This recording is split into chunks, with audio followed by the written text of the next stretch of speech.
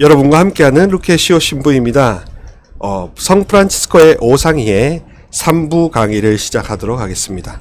오늘은 성 프란치스코가 말하는 사랑과 그리고 우리 프란치스칸 전통이 가지는 주의주의적 특성에 대해서 좀 알아보도록 하겠습니다. 여기서는 프란치스코가 왜 사랑에 대해서 그렇게 강조했는지, 그리고 우리 프란치스칸들은 암도 중요하지만 그거보다 더 삶에 대해서 포커스를 두고 있는 그런 특성이 있다는 거, 그것을 좀 더 알아보도록 하겠습니다.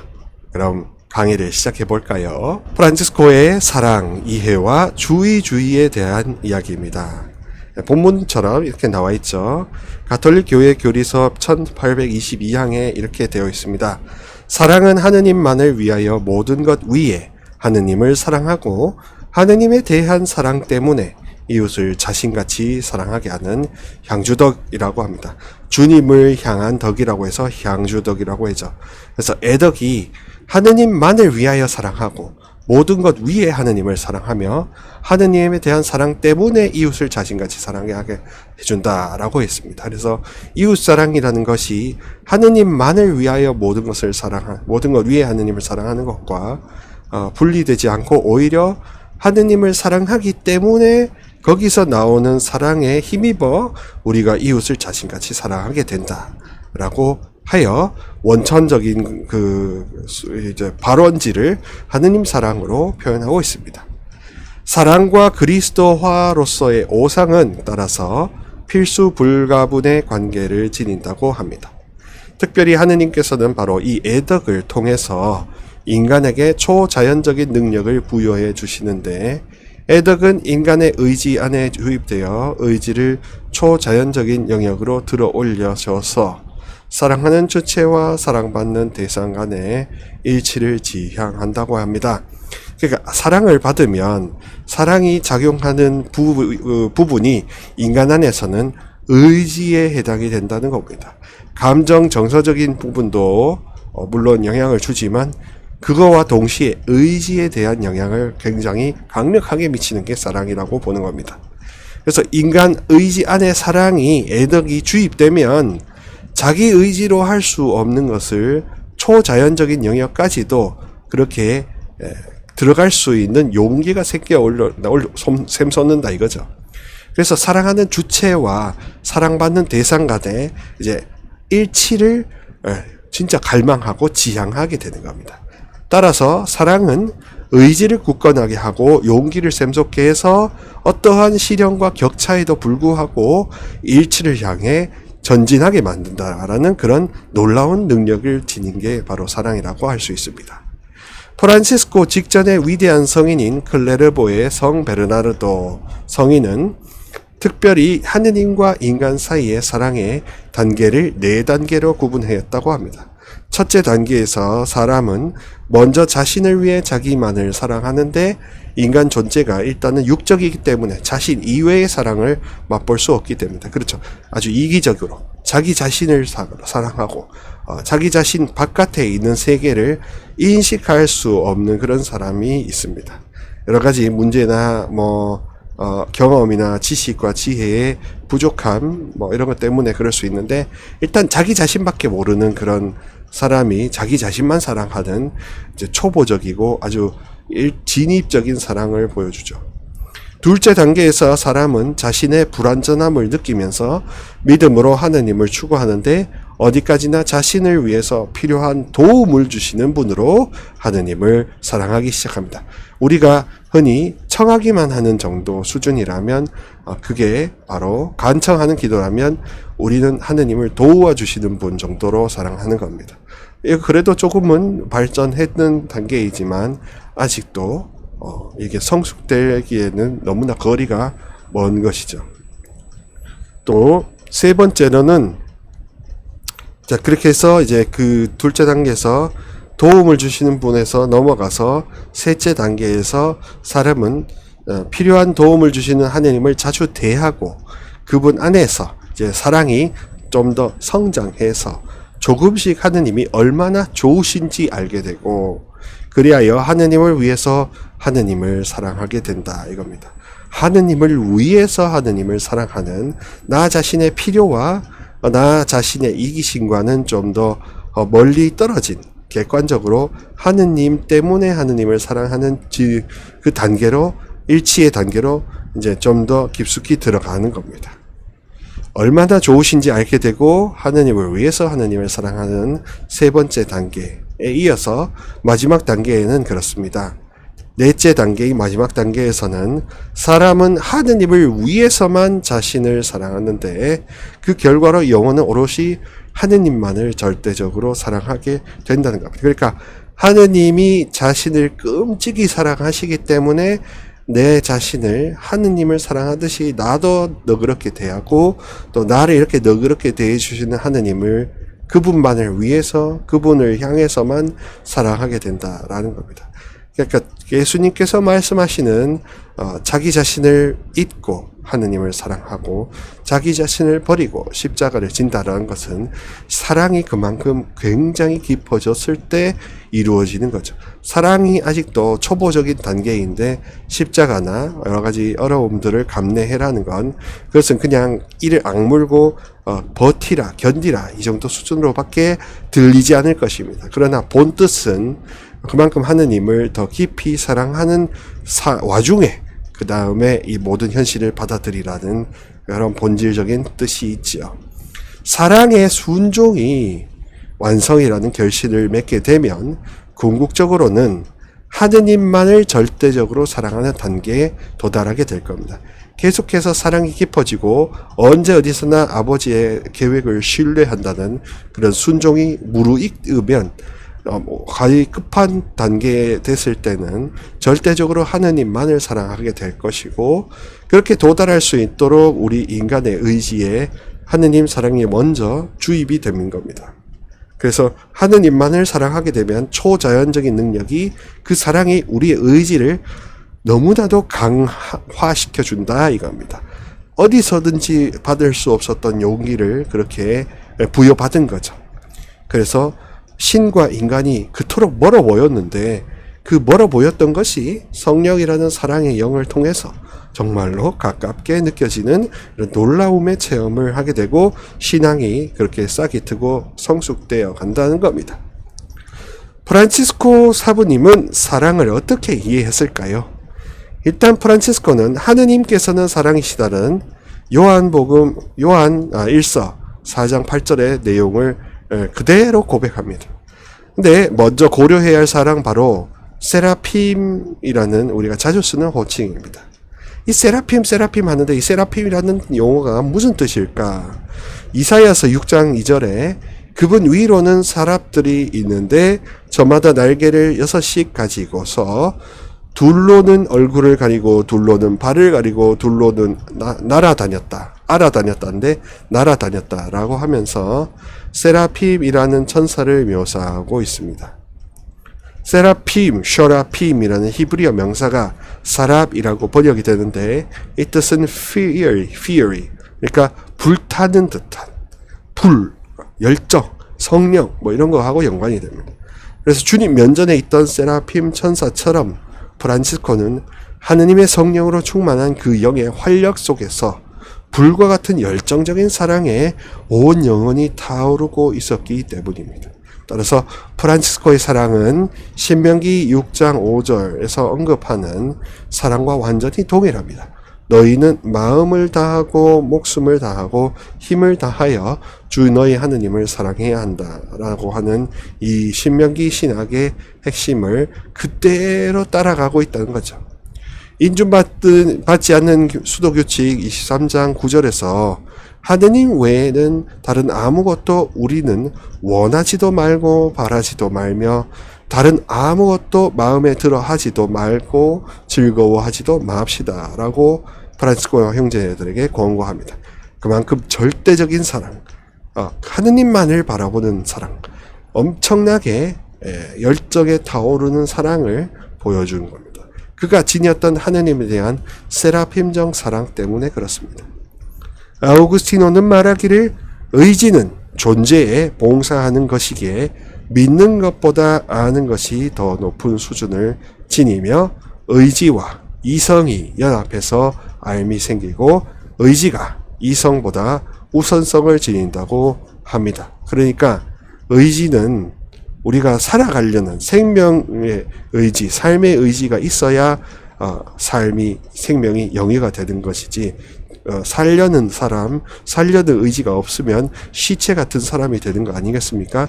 그래서 아구스티노 성인이 말할 때 의지가 존재, 생명의 중추 역할을 한다고 보는 겁니다. 또한 그냥 단순히 아는 지식보다 믿고 깨닫는 지혜가 훨씬 더 높은 수준을 지닌다고 보았죠.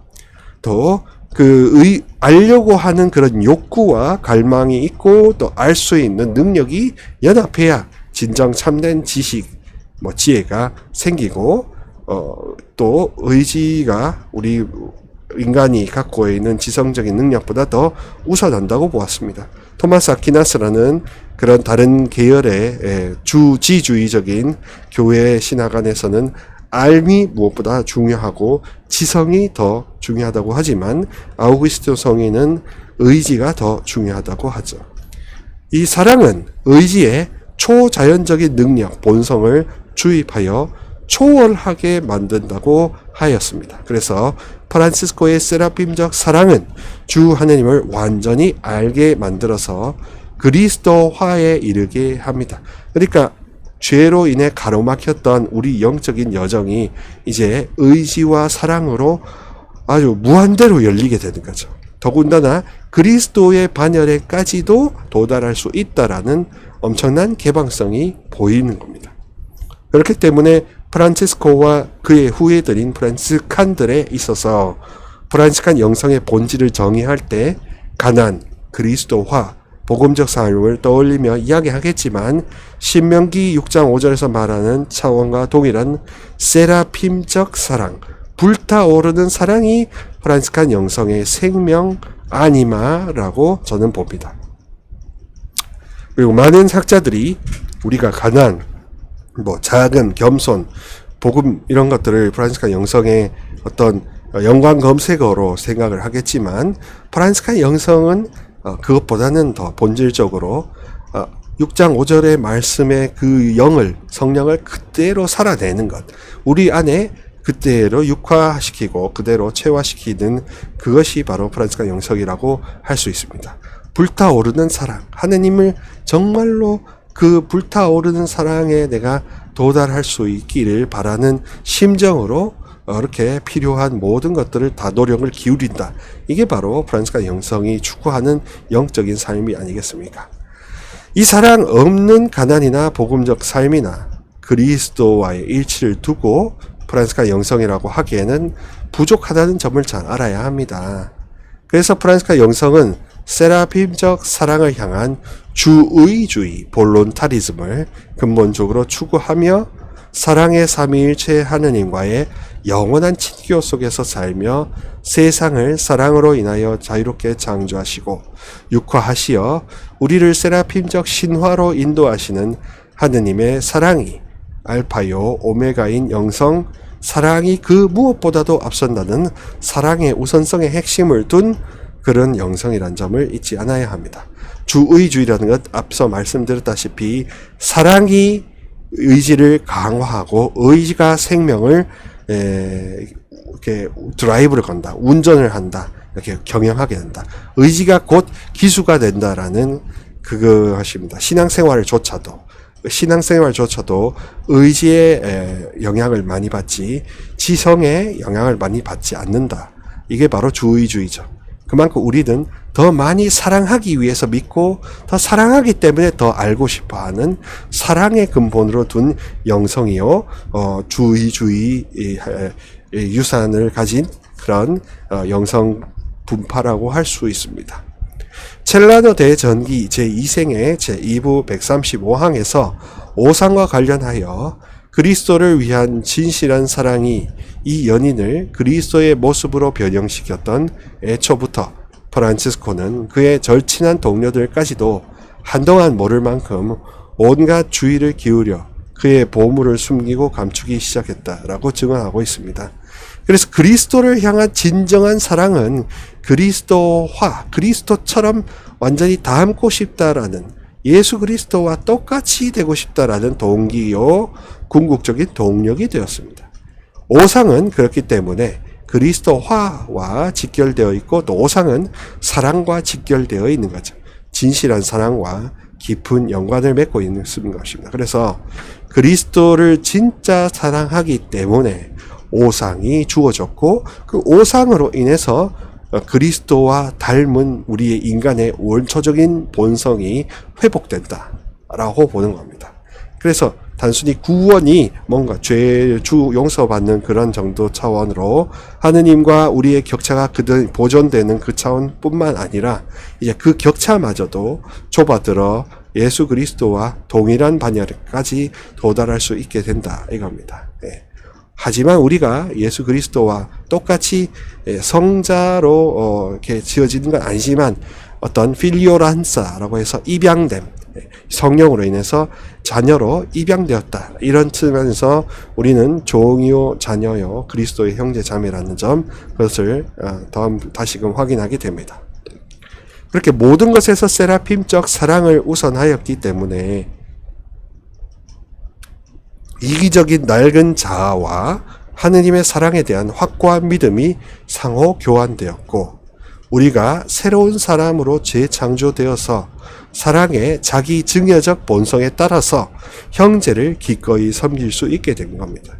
그러니까 우리가 가장 먼저 추구해야 되는 건 사랑해야 한다라는 실천적인 윤리적인 덕목이 아니라 사랑, 세라핌적 사랑이라는 초본성적인 하느님의 능력, 그것을 먼저 하늘로부터 강림할 수 있도록 구해야 하는 겁니다. 그래서 하느님 사랑이 성령으로 인해서 나에게 확실하게 임재하는 게 우리에게는 가장 먼저 추구해야 할 일이다 이겁니다. 사랑에 대해서 확고한 믿음이 그러면 생길 것이고, 그 낡은 자아가 사랑으로 해서 완전히 교체가 될 것이며, 새로운 사람으로 재창조되어서 사랑의 자기 증여적 본성에 따라서 확산하고 나누려는, 무상으로 나누려고 하는 것이기 때문에 자동적으로 형제를 기꺼이 섬길 수밖에 없다라는 그런 그 여정으로 인도되는 겁니다. 바오로 사도가 증언하듯이 여러분은 옛 인간을 그 행실과 함께 벗어버리고 새 인간을 입은 사람이 되는 게 바로 이런 사랑의 신비적인 교환이 되겠습니다. 그래서 프란치스코는 얼마나 내적으로 자신이 하느님의 사랑을 갈망하는지가 외적으로 형제들을 위한 주님의 종이 기꺼이 되려 하는 의지와 직결하여 비례한다고 굳게 믿었습니다. 내적으로 사랑을 열망할수록 외적으로 모든 사람들의 종이 되고자 하는 그런 표상이 드러나지 않겠습니까? 그래서 영과 육이 하나로 연결되어 있고, 영적 갈망이 육적 갈망, 그다음에 표양으로, 육적 표양으로 드러난다라고 보았죠. 세라핌적 사랑의 온도가 진정한 작은 형제의 인지를 가려내주는 기준, 척도가 되는 것입니다. 그래서 프란치스코에 따르면 우리 작은 형제는 이제 뭔가 가난, 겸손, 이런 덕목적인 차원으로 가는 것이 아니라 더 살아있게 만들어주는 사랑, 불타오르는 열정적인 사랑을 간직한, 그 사랑을 열망하는 사람들이라는 더 본류로 접근할 수 있게 되죠. 그러니까 작은 형제의 궁극적 성소는 바로 모든 자녀를 그리스도화로 이끄시려는 성부의 갈망에 응답하는 겁니다. 성부께서는 우리에게 당신의 사랑의 영, 신적인 영을 보내주고 싶어 하십니다. 그것을 불어넣어서 재창조시키고 싶어 하십니다. 단절되었던 일체의 끈을 회복시키고 싶어 하십니다. 그런 아버지의 갈망을 우리가 그대로 알아차리고 현인 현자로서 아버지께서 원하시는 것을 내가 제1순위로 놓고 염원하고 실행한다. 삶으로 녹여낸다. 융합시킨다. 통합해낸다. 이게 바로 작은 형제들, 프란치스칸들이라는 거죠. 그런 상태에서, 마음의 상태에서 그 다음에 눈에 띄는 일들을 하는 사도직이 바로 프란치스칸들의 사도직이 될 것입니다. 그래서 프란치스칸들의 제1의 사도직은 바로 아버지가 원하시는 사람으로 거듭난다는 게 바로 됨됨이가 1등이 되는 거겠죠. 앞서 오상과 세라핌적 사랑과의 연관성에 대해서 이제 살펴보았죠. 그리고 프란치스카는 제2의 프란치스코가 되도록 부르심을 받은 이들입니다. 특별히 프란치스코의 동료들을 작은 형제로 부르고자 원했습니다. 그럼 작은 형제라는 이름 속에 세라핌적 사랑으로 오상에 이르기까지 그리스도와의 영적이 내포된 것이 아닐까라고 보았죠. 작은 형제라는 이름의 부르심은 또 다른 프란치스코요, 또 다른 그리스도로 이끄시려는 성부 하느님의 뜻이 갈망이 포함된 거 아닌가라고 보았습니다. 자금은 역설적으로 하느님의 사랑보다 더 우선하는 것은 없다라는 하느님 사랑의 내적 확신을 표하는 것입니다. 그러면 그러니까 한마디로 하느님과 견주어서 상대의 우리 형제와 견주어서 내가 더 미천하고 미소하고 더 하느님 사랑을 더 많이 해야 하는 그런 형제라는 역설적인 표현입니다. 그러니까 사람이 또 하느님을 사랑하면 사랑할수록 종들이 되고자 한다고 했기 때문에 그 종들이 되는 그 사람들이 바로 작은 사람들이겠죠. 그러니까 하느님 사랑의 내적 확신의 온도와 척도가 바로 하느님 작은 형제의 기준이 되는 겁니다. 또한 형제라는 표현은 바로 이런 하느님 사랑의 외적인 발현이라고 보면 되겠죠. 그래서 작은 형제 또는 모든 프란치스칸의 궁극적인 성소는 하느님 사랑만이 모든 것에 앞서고 모든 것을 뒷받침한다고 믿고 그 사랑의 모든 것을 의탁하며 살아가려는 주의주의자, 즉 사랑하려는 의지로 살아가는 사람들이라는 그 주의주의자가 되는 게 바로 우리의 성소인 겁니다. 플라톤과 아우구스티노의 계보를 잇는 프란치스칸 전통을 알려주고 있으면서 아우구스티노의 믿기 위해서 이해하라, 이해하기 위해서 믿어라, 인텔레제레 웃 크레데스 웃 인텔레가스, 그렇게 하고 있습니다. 그래서 삶은 지성의 지식으로부터가 아니라 영성의 지혜로부터 발현한다. 의지의 갈망으로부터 이렇게 발현한다. 나는 너를 알고 싶어 하는 것이 단순히 그 사람이 어떠한 신상 정보를 파악하는 그 정도가 아니라 당신 전부, 정감, 정서, 배경, 생각, 이 모든 것들을 나와 이렇게 결합시키고 싶다라는 일치의 갈망 아니겠습니까? 바로 그런 차원의 알미 프란치스칸 전통에서는 더 신비로운 알미고 더 본류에 가까운 알미라고 하는 겁니다. 자, 그래서 프란치스코는 하느님을 완전히 알고 완전히 믿기 위해서 완전한 사랑만을 갈망해야 한다고 가르치고 있습니다. 또한 삼위일체 주님과의 완전한 합의를 이뤄서 완전한 그리스도화에 도달하기 위해서는 오히려 사랑으로 섬기십시오라는 사도의 권고를 글자 그대로 따르고자 했습니다. 하느님은 영이시다. 그러므로 그분께 예배를 드리는 이는 영과 진리 안에서 예배를 드려야 한다는 복음 말씀 글자 그대로 인준받은 수도규칙 10장 8절부터 10절에서 사랑의 성령을 무엇보다 우선하고 성령과 모든 자녀들의 그리스도화에 대한 연관을 강조하는 것과 같은 맥락을 하고 있습니다. 우리가 무엇보다 먼저 갈망해야 할 것에 집중할 것입니다. 곧 주님의 영과 그 영의 거룩한 활동을 마음에 간직하고 주님께 깨끗한 마음으로 항상 기도하고 박해와 병고에 겸허하고 인내하며 또한 우리를 박해하고 책망하고 중상하는 사람들을 사랑하는 일입니다. 라고 되어 있습니다. 모든 자녀들을 그리스도화로 이끄시려는 성부의 갈망을 성요한 바오로 2세 교황께서 다음과 같이 구체적으로 진술하고 있습니다. 하나님께 하소서 9항이죠. 그리스도를 믿는 것은 일치를 갈망한다는 뜻입니다. 일치를 갈망한다는 것은 교회를 갈망한다는 뜻입니다. 교회를 갈망한다는 것은 영원으로부터 하느님의 계획에 부합하는 은총의 친교를 갈망한다는 그 뜻입니다. 여기서 성령께서는 성부의 갈망과 인간 자녀들의 교회 공동체적 삶을 연결시키는 첫 핵심 고리이면서 인간 자녀들을 그리스도화로 이끄시는 첫 견인차 역할을 하시고 있습니다. 성령이 그렇게 견인차 역할을 한다는 겁니다. 그렇게 아버지 하느님이 일치를 이루시는 그 갈망을 그대로 우리에게 심어주시는 그런 어떤 선생님, 외과 선생님과 같다고 볼 수도 있죠. 모든 자녀들과 일치를 이루시려는 성부의 갈망이 성령을 통하여 그대로 전달이 됩니다. 신인 하빌의 갈망을 실현시키시는 분이 바로 제3위 성령 하느님이시지요. 왜냐하면 우리가 수행으로 도달하기에 앞서 수덕으로 뭔가를 지키고 보속하고 이런 거에 앞서 주 삼위일체께서 성령을 통해서 우리보다 앞서 우리 영혼 안에 내주하시기 때문에 그렇습니다. 생명을 주시는 주님 58항에서 이렇게 돼 있죠.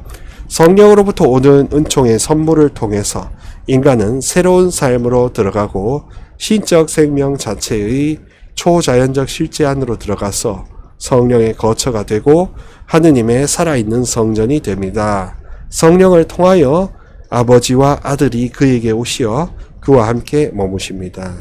라고 되어 있습니다. 그래서 성령의 궁전이 되면 아버지께서 우리 안에 가득 부어주신 성령으로 인하여 모든 것을 일으키시고 직접 작용하신다. 그런 게 되겠죠. 그러니까 우리의 의지가 이제 하느님의 의지로 타이어 갈듯이 이렇게 완전히 교체가 되는 겁니다. 더 그래서 굴러가게 되는 원동력이 이제 성령으로 인해서 모든 삶이 이루어지는 것이지 에고, 나라는 주체가 모든 것을 작용하는 게 아니죠.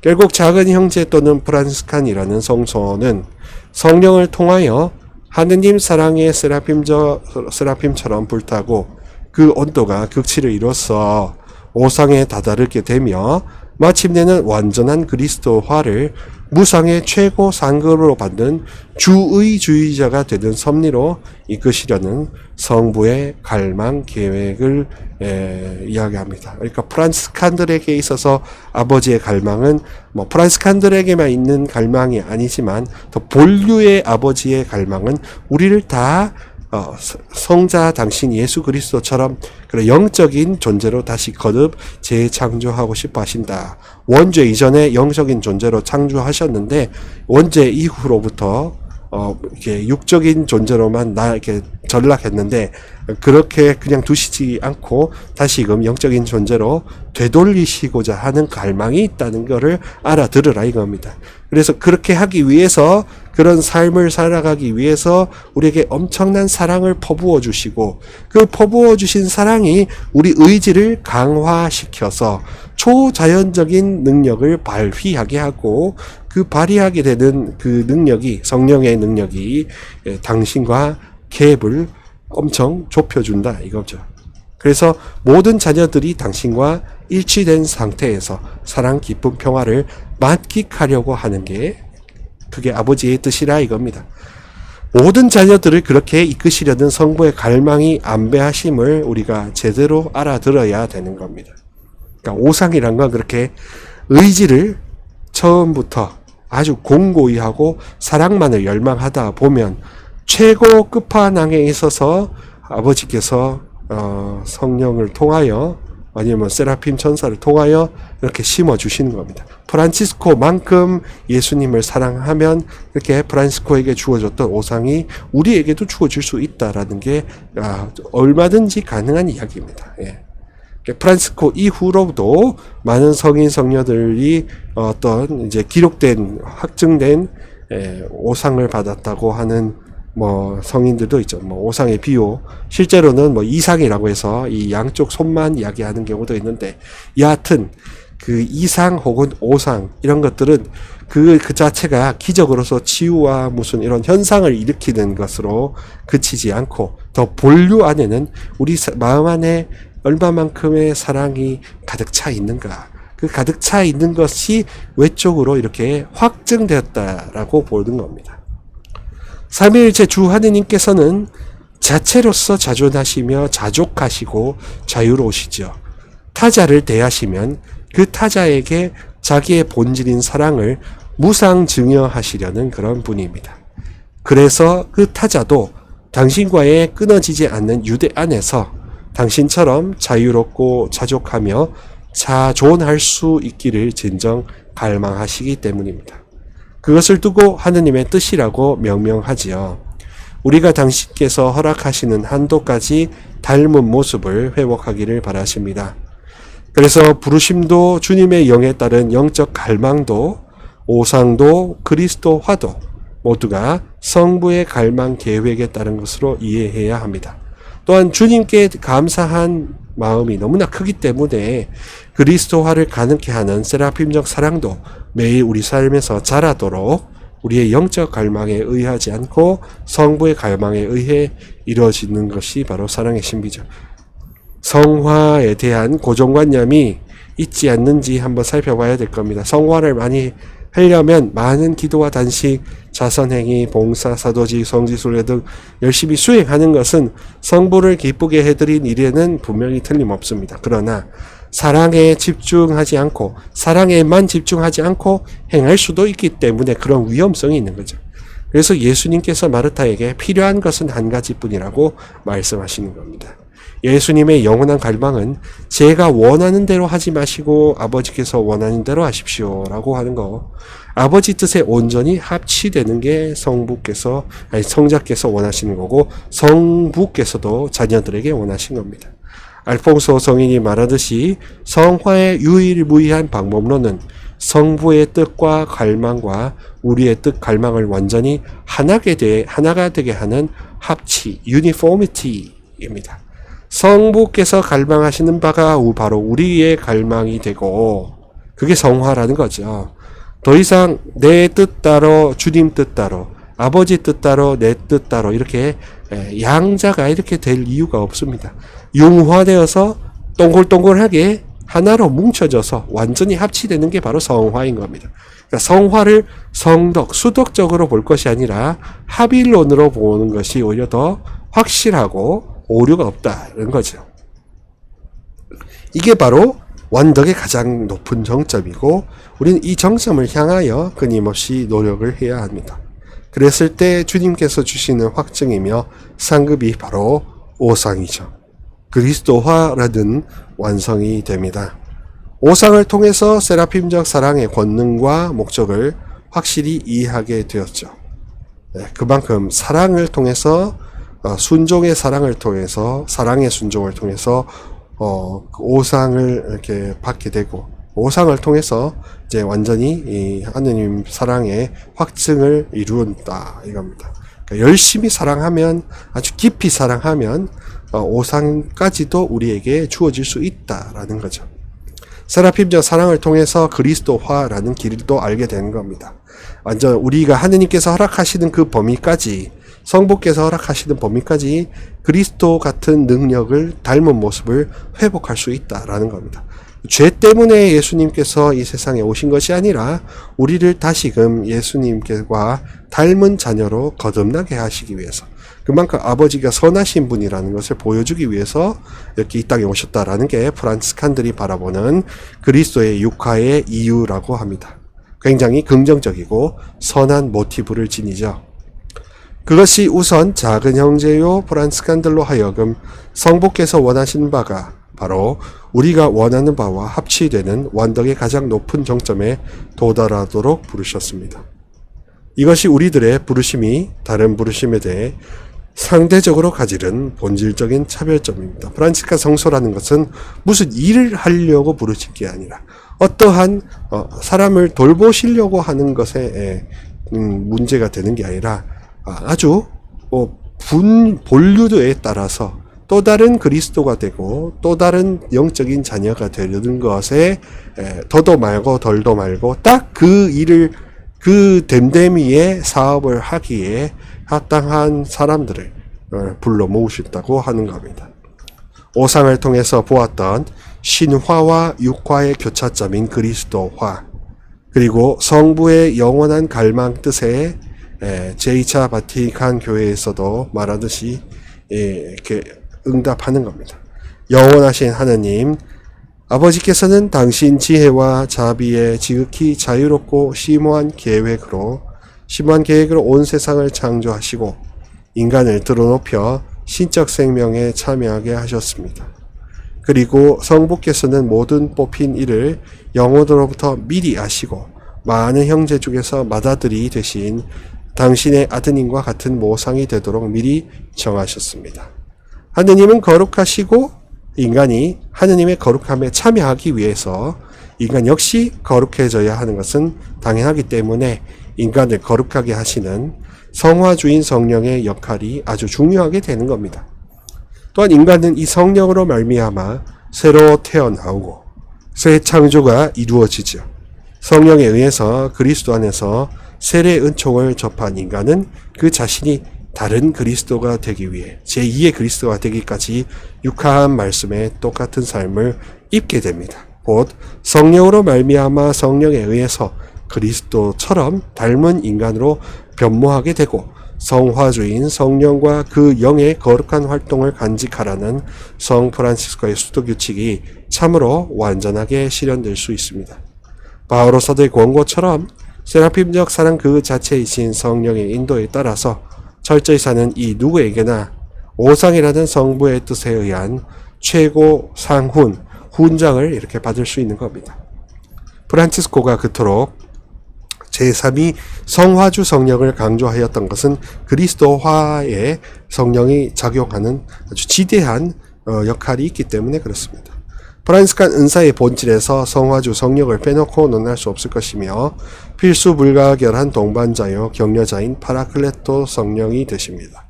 결론적으로 성부의 갈망은 모든 자녀들이 당신 사랑의 성령으로 말미암아 또 다른 그리스도가 되는 게 아버지 뜻이고 미완의 보편 구원 사업을 지속하기를 진정 바라십니다. 당신 아드님을 한번 못 박아 이렇게 순환케 하신 이후에 또다시 못을 박아 순환케 하시고 싶어 하시지 않죠. 그렇다면 십자가 못을 박지 않고서도 구원 사업, 아드님이 하시는 복음화 사업을 유지하고 지속하려면 어떻게 하시냐? 바로 그리스도화를 시키셔서 그래서 자녀들을 그리스도화 시키셔서 그 사업을 유지하고 싶어 하신다는 겁니다. 교회의 가장 큰 회장님으로서. 프란시스코의 오상, 그렇기 때문에 오상마저도 허락하실 수 있다 이거죠. 프란시스코의 오상을 이제는 그저 그의 영웅적인 덕행의 열매로 바라보거나 나와 무관한 일이 아니라 성부의 갈망을 우리의 갈망으로 삼기를 바라신다라는 그런 아버지의 뜻의 결과물로 열매로 이해해야 된다 이겁니다. 우리를 제2의 프란치스코로 부르시는 성부께 아빌라 성녀 데레사가 그랬던 것처럼 다음의 기도를 하루에 50번 이상 바치면서 성부 갈망에 합치되도록 끊임없이 노력하면 좋겠습니다. 저의 주님, 저를 당신의 현존 안에 있게 해주시고 당신이 좋아하시는 것을 제가 깨닫고 행할 수 있게 해주소서라고 했죠. 아버지의 뜻이 이제 내 뜻이 되는, 내 뜻을 아버지께 요구하고 주장하기보다 아버지의 뜻이 나의 뜻으로 이렇게 교체가 되게, 완전히 이렇게 익스체인지, 교체가 되는 그런 것을 갈망하는 게 바로 오상과 연관이 되는 깊은 사랑이다 이겁니다. 프란치스코가 다미아노 십자가 앞에서 바치신 기도를 통해서 삼위일체의 갈망이 우리의 갈망으로 동화되도록 자주 되새겨야 할 것입니다. 제가 좋아하면서 정말로 우리 프란시스칸들이 회개할 때 아버지께 마음을 되돌리고 아버지의 뜻이 내 뜻이 되는 그 경지를 갈망하기에 아주 기본적인 기도로 바로 이것이라고 생각합니다. 오 높으시고 영광스러운 하느님, 제 마음의 모든 어두움을 비추어 주소서. 주님 당신의 거룩하고 참된 명을 실천할 수 있도록 올바른 믿음과 확실한 희망과 완전한 사랑을 주시며 감각과 깨달음을 주소서. 아멘 하고 있습니다. 자, 이렇게 해서 프란치스코가 말하는 오상에 대해서 좀 다뤄봤습니다. 그래서 오상이라는 것을 그냥 미라클, 기적으로만 본다면, 와, 성인이니까 저런 기적을 받았지. 와, 나는 받을 수 없지. 아, 야, 대단하다. 역시 프란치스코야. 이런 감탄으로 끝낼 게 아니죠. 오상을 성소로 본다면, 나의 부르심으로도 본다면 내가 그만큼 사랑을 해야 하는 이유와 동기로 받아들일 수 있다 이겁니다. 또 우리 성소로 받아들인다면 오상을 받은 프란치스코의 입장에서 프란치스칸 성소는 다른 수도의 카리스마와 상대적으로 무엇이 다르고 무엇에 집중해야 될까라는 것을 보여줍니다. 특별히 세라핌적 사랑, 불타오르는 사랑, 열정이 뻗쳐나가는 사랑과 아주 긴밀하게 연결되어 있다는 것을 보여주고 있습니다. 오상을 바라볼 때, 십자가를 바라볼 때 사랑, 열정, 어떤 성화, 변모 이런 식으로 아버지의 거룩한 갈망을 기억해야 할 것이지 단순히 고통, 인내, 순환 이런 식으로 수독적으로만 어두움으로만 모든 걸 어거지로 버텨야만 된다라고 하는 것 그거는 아직도 그 지혜가 깊지 못한 점을 이렇게 유념하셔야 될 것입니다. 자, 이렇게 해서 오상에 대해서 다뤄봤고 이어지는 다른 프란치스칸 강의들 업로드 되는 것들을 고대해 주시면 좋겠습니다. 그러기 위해서는 저의 채널을 구독과 좋아요 한 번씩만 눌러주시고 또 옆에 보이는 알람도 전체로 맞춰주셔서 제가 올리는 영상들을 바로바로 만나시면 좋겠습니다. 그럼 오늘도 주님의 평화를 빕니다.